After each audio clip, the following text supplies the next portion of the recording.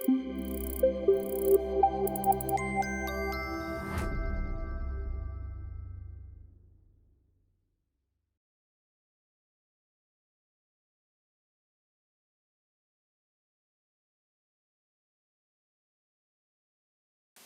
everyone, welcome to this session.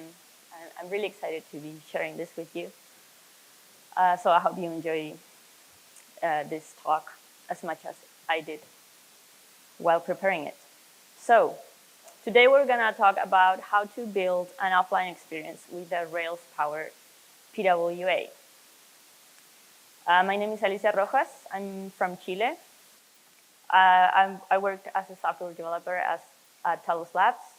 Before I became a software developer, I was working as a natural resources engineer. I studied environmental science.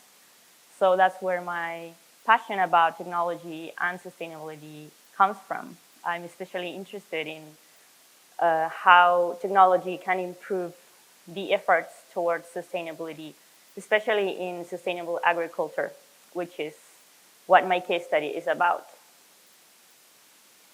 So as a quick overview, we will cover what is a PWA and why I think they are great. Then I'll explain a bit about the case study. I'll introduce you to the challenge that we faced and the solution that we came up with. Then I will explain how to set up the main tools to turn your regular Rails application into a PWA. Then we will dig into how caching and adding an offline fallback works in a Rails PWA. Then we will dive into allowing our app to perform CRUD actions while offline. And finally, we will talk about some key takeaways and further opportunities for this topic. So first of all, what is a PWA? This is an acronym that stands for Progressive Web Apps. So as the name says, these are regular web applications that are that use service workers and manifests, which are assets that I'll explain later, and other web platforms enhancements and features to enhance this application with new capabilities that resemble native applications, such as page performance or push notifications or offline support. So I like to think PWAs as a mix between the best of native world and the web app worlds. So you have a you have applications that can reach a wide audience, like regular web apps are, while at the same time you can reach more complex capabilities like native apps do. So I've seen other versions of this chart at the left, which put PWAs and native applications at the same level. But I think this is not quite correct because the platform specificity that native apps have allow them to have more complex capabilities.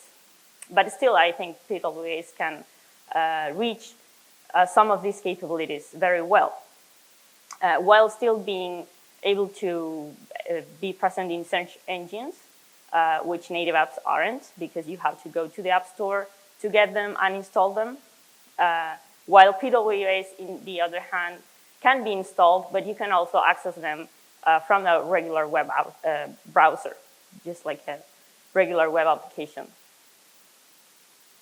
So the case study, this was an application that was requested for the Chilean government, and it was meant to be used by farmers and farmer technicians to perform diagnosis on their farm fields.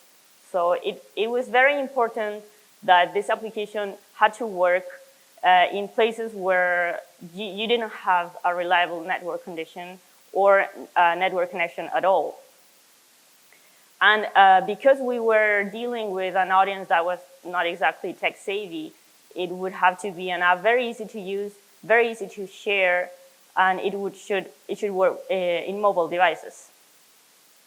So the main feature of this application was a complex survey, so just like a big form that farm technicians would fill up, and then they would show the results in the field to the farmers, so they could know know how sustainable their farm was. And of course, as I said before, this application would have to work in areas where internet is poorly available. So the solution we came up with was to build an application in our favorite framework, the framework we had more experience with. So we could present value to the client very quickly, and then we would progressively enhance it with these new capabilities, such as the offline support. So we did consider a native app, but this would have us to build a Rails API and a native code. So this would disallow the web experience without an additional web frontend. So we needed to build something quickly and efficiently, and it would be required to be easily maintainable. So this was the solution we came up with, to build a Rails application and then enhance it with PWA features. So we have our Rails applications ready.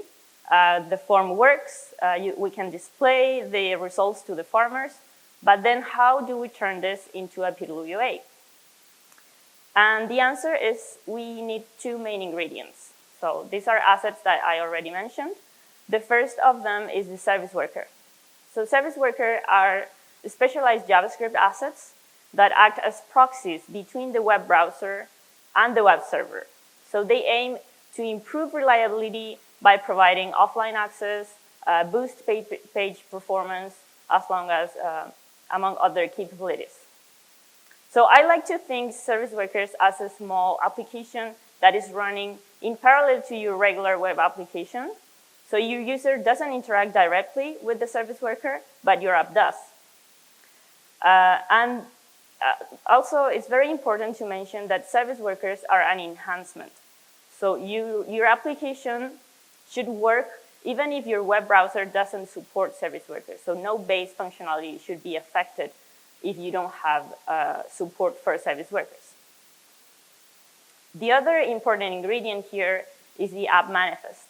So this is a JSON file that tells your browser how the PWA should behave within the operating system of your user's device. So this file is very important to make your app installable, and that's to make it look and feel like a native app. So I don't know if any of you went to the RailsConf.org site and were prompted to install the app or add the icon to the home screen. That is because this application has an app manifest. So that's what the app manifest is for. And it should be available at that scope. I forgot to mention that in the previous slide. But the scope is very important because we want our service worker to be scoped to the root path of our applications, because that will allow it to have control over the routes that are below that path. So it's very important that we place it at the root. So how do we do this within the Rails applications framework? There are many ways to do this. We encounter many gems, or not many, but a couple. They didn't work for us because they used the old Rails asset pipeline, or the old Rails ways to manage assets, which is through Webpacker and all sort of cumbersome transfiling process that we didn't want to go back to. So we finally got to this approach that it wasn't implemented by me. It was invented by a guy named Mike Rogers, who actually presented this specific topic in a RailsConf a couple of years ago. So thank you, Mike Rogers, if you're looking at this. So the first step for this approach is to create a service worker controller. So it's a regular controller that inherits from the application controller. And then we define two methods for our main assets. And I put that line on the top that it's useful if you're using device for authentication, because we want these routes to be available outside authentication as well. So that's our first piece, the service worker controller. Then we need to add the routes because we want our application to be able to match the routes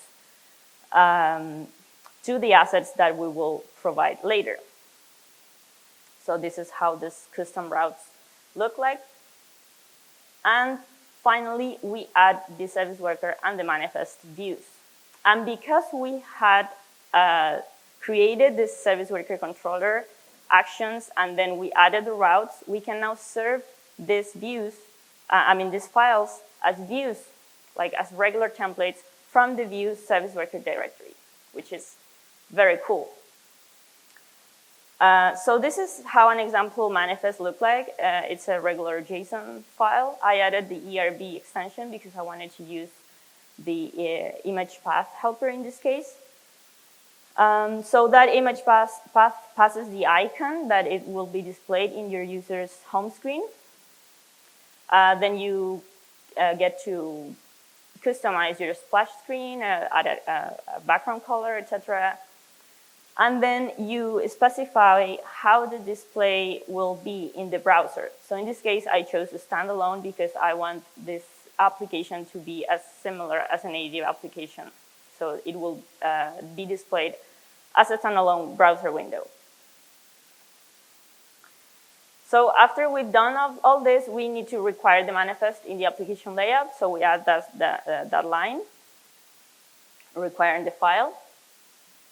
And this is how a service worker example looks like. So it's written in JavaScript.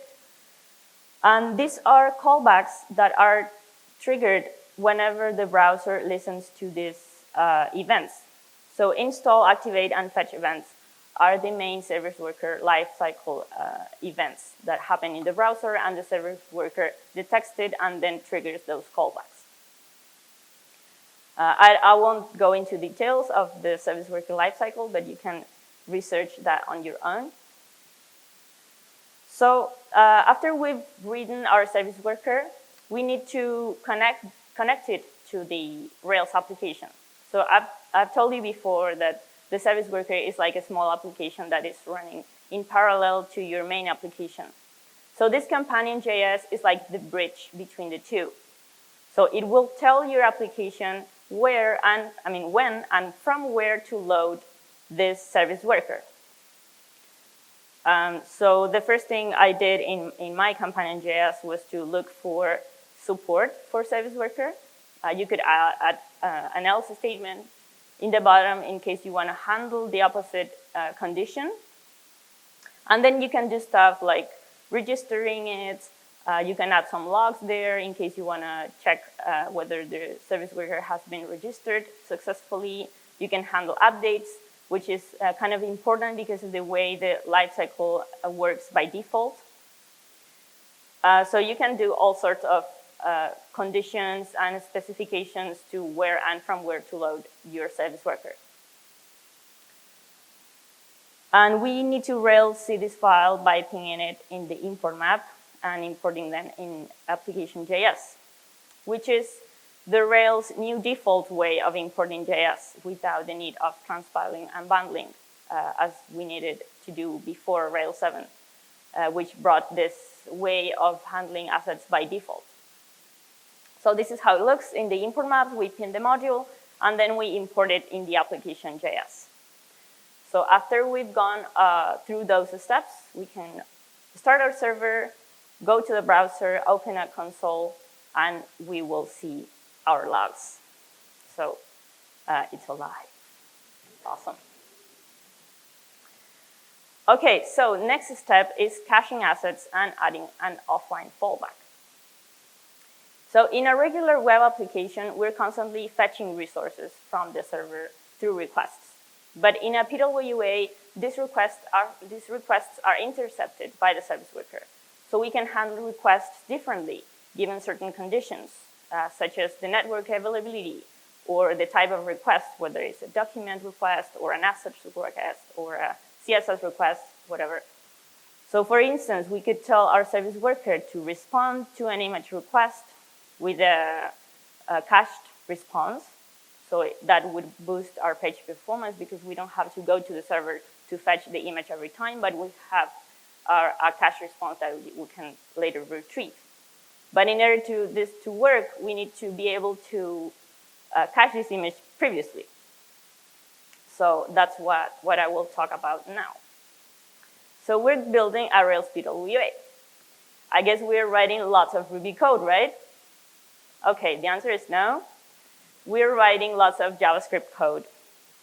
So this is the example service worker I showed to you before. So we have these callbacks, which are the main part of the service worker, the code we need to execute every time these events get triggered. Fortunately, we don't have to reinvent the wheel. We don't have to actually code these callbacks ourselves, because there are modules that have done the job for us. So Workbox is one of those modules. I really recommend using it. It was, I promise it will be very easy to you to write a service worker using this instead of writing all the code yourselves. So this is a set of modules that simplify common service worker routing and caching by using common patterns and kind of recipes that are common for PWAs. So it makes it really easier. It's developed by Google, and so I advise you to take a look at it. So the easiest way I found to use this module was through CDN. So I added this line at the top of my service worker. And then I used a thing that's called Workbox Strategies. So these are, again, commonly used patterns that determine how the service worker will generate a response when a fetch event is received. So it's kind of telling, when you get this kind of request, use this strategy, and then when you get this other kind of request, use this other strategy, and so on. So one of the strategies, this is an example, it's called network first, fallback to cache. So the way this works is that we have our page, and we have our network, and the service worker is in between intercepting requests. So let's suppose we want to make a request to the network, but we don't have a connection available. So the service worker will intercept this request, and it will see if there is any matched response in the cache. And if there is, it will retrieve the response and send it back to the client. There are other similars to this one, like the opposite. You can have the cache first, falling back to the network, among others. Okay, but what would happen if we are offline and the service worker intercepts a request that does not match any of the cached responses? In a regular scenario, we would see this lovely image, right? But we don't want our users to see that. We want them to have a smooth offline experience. So that's where the offline fallback comes in. So this is a page that would let our users know that they're not connected while still within the UX of your application. And we need to cache this page in advance, so it will always be available when we need it. So Workbox provides an offline fallback recipe, but I didn't find it that useful for my use case, so I kind of implemented my own version of it. So the first step to do this is to update our service worker controller and add the routes and create a view at that at that path, similar to what we did previously with the service worker and the manifest. So we update our service worker controller, we add that third method and the respective route, and then we add the view. So that would allow us to have the view available. And the third step is to set up a catch handler. So this is like telling the service worker, use this whenever you fail to generate a response from all the previously defined routes. So we have a list of defined routes, but sometimes nothing will match, so we set up a catch handler. So it's kind of the begin rescue block in Ruby when you have a block of code that you run, and if that fails, you have this rescue block that runs instead. So this is my own implementation. The first step is to warm up the runtime cache, which is like caching in advance the list of URLs that we want to have in our runtime cache. And then we define the strategy that we will use for that cache handler. And finally, we set up the cache handler. So all of these are modules from Workbox. You don't really, again, have to reinvent the wheel. So that will give us a really reliable network experience. Okay, so we're done with that. The next step is to create records offline and sync them later. So in order to do this, we used some APIs available in most of modern browsers. The first of them is IndexedDB. So we consider other options of browser storage, such as cookies or session storage, local storage, etc. I finally decided to stick with IndexedDB because it allows a bit more complexity in the kind of objects that you store. So you can store pretty much everything from JSON objects, strings, to blobs such as images or files. And it has persistence across sessions and across tabs. So you can have a user that's using the app in multiple tabs, and they will all tabs will have access to the information stored in IndexedDB. So this is a JavaScript API. It relies heavily on promises, so it's recommended that you have an at least basic understanding of promises. But I promise that even if you have a strong foundation on this kind of syntax, I still recommend using a wrapper. So wrappers are JS libraries that allow a more programmer-friendly syntax for using this API. I used one called Dexy, but there are all for all tastes, all flavors, and colors. It's Dexy, D-E-X-I-E. And the other API that we used is background sync. So this allows web applications to defer service synchronization work to the service worker to handle at a later time when the device is offline. So the way this works is more or less like this. We have our client on our side and our server in the other hand. And let's suppose our user created a record and it's now going to make a post request to our server to upload that record. But this will fail because we don't have an internet connection available. And that's where our friend IndexedDB comes in. So we will store that object in IndexedDB, and once the service worker detects a network, it will trigger the background sync API work, and now we will have a synchronized server. Okay, so how do we do this? The first step is, in wider terms, we will store records in IndexedDB using stimulus. So the first step is to check the network status. We found different ways of doing this. There are some JavaScript built-in functions, but we found out that the most reliable way of doing this was through some kind of polling. So we're basically fetching 1 pixel image every n amount of seconds, and if the answer was successful, then we would store a Boolean value in local storage that we would use as a source of truth to know whether we had or not a network connection. The other step is to declare the IndexedDB database. So these two steps, checking the network status and declaring the database or finding an existing one, we discovered that it was code that we were using constantly, like across different stimulus controller for our PWA to work. So we ended up putting those on mixins, which allow us to use this code across different stimulus controller without repeating ourselves.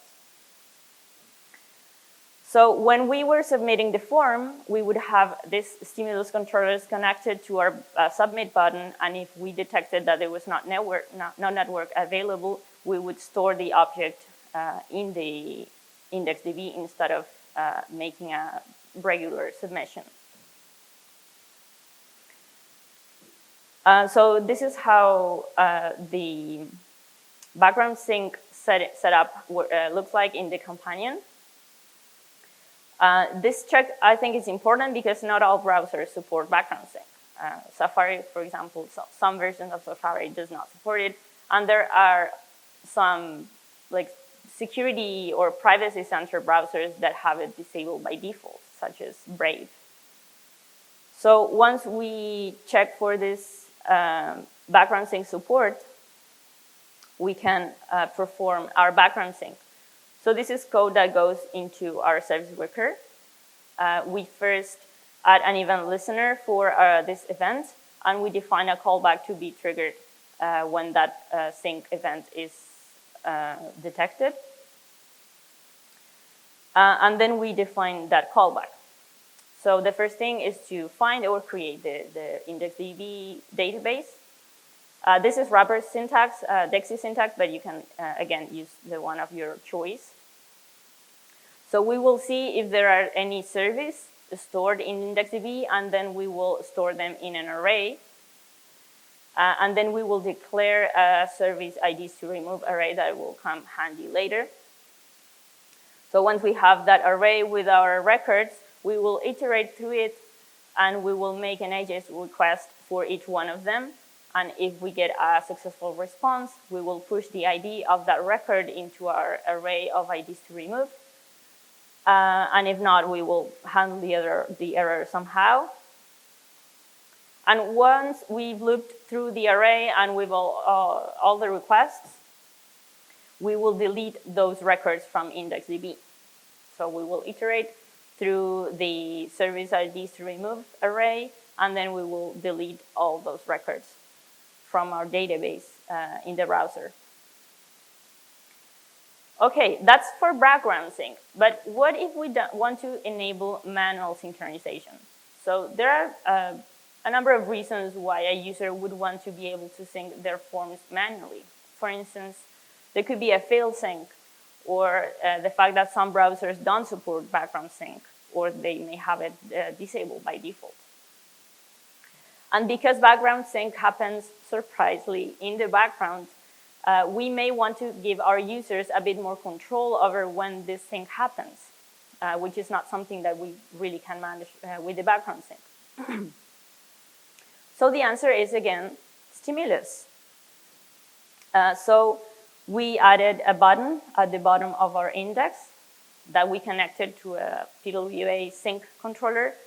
So we basically use the same methods that we defined in our service worker, but now in the stimulus controller.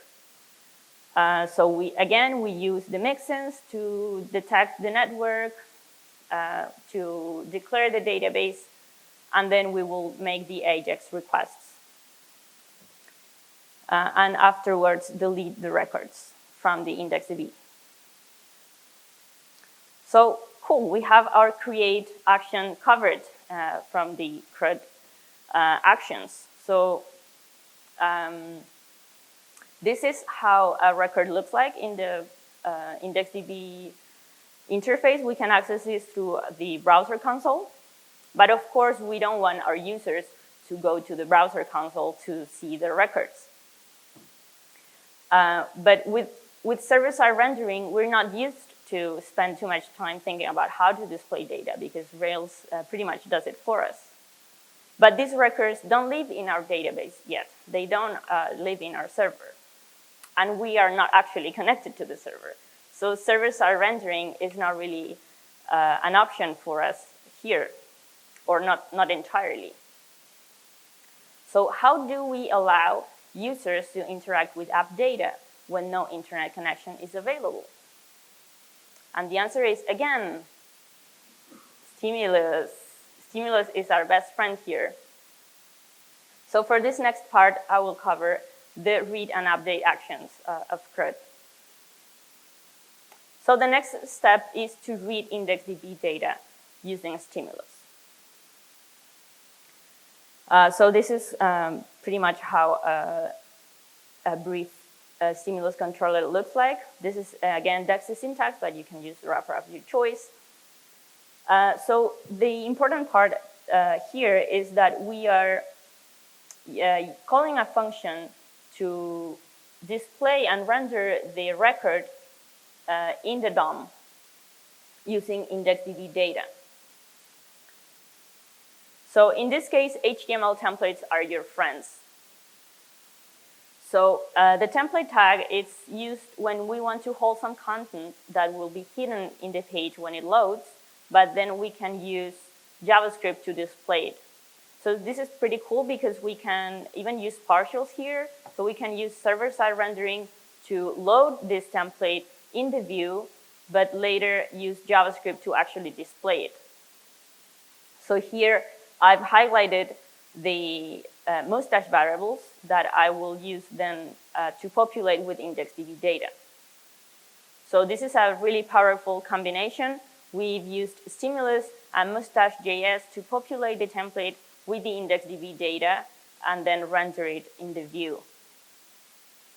So this is how that previously highlighted function looks like.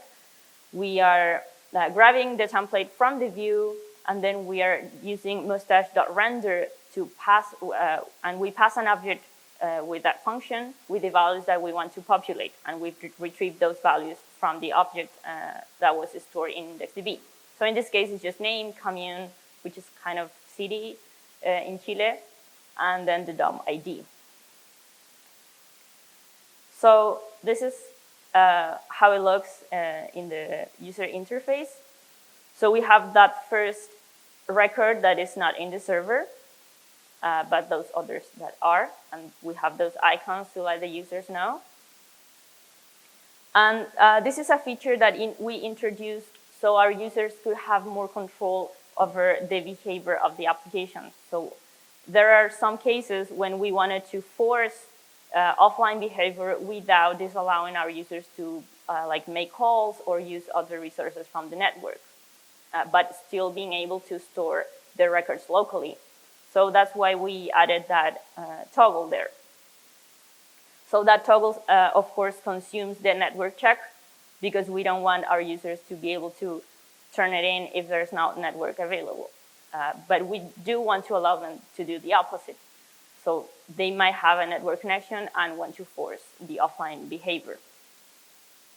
And that was the button that I showed you before that is connected to this toggle as well, because it should be disabled when there's no network available. So the update works pretty much the same. We will create a mustache version of the form with the values to use to be populated between mustache tags.